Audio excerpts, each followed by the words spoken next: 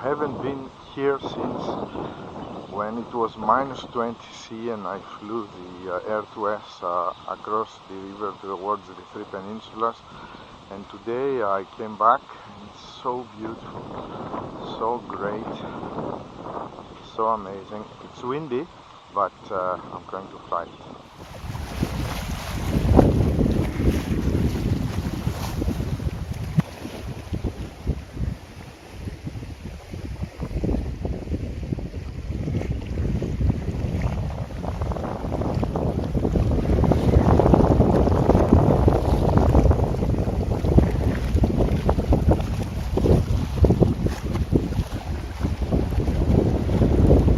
Hello everyone, this is Blue Skyver.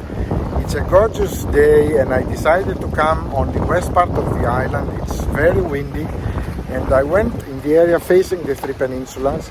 I haven't been on this area since the January time when it was minus 20 C and I flew above the full of ice river that you may remember. It was the coldest day I have ever flown, but today it's quite warm. It's almost 30 degrees C. Windy though, and so I decided to fly the Air 2S. I took off and sent it across the river towards the third peninsula, then the second, and then the first, and I continued towards the car bridge, then turned around and brought it back, flying with the wind this time, until I was above the home point. Then I did a Quickshot Asteroid and flew towards the first bay of the Cape, as you're going to see, and then continue along the same coast until I was on the other side of the home point, then brought it back and landed on the apron. I like very much flying the Air 2S. We're going to watch together the footage, and if you like it, please don't forget to thumbs up. If you want to subscribe, you're very welcome. Thank you very much for watching my channel, and remember, this is a beautiful day to fly.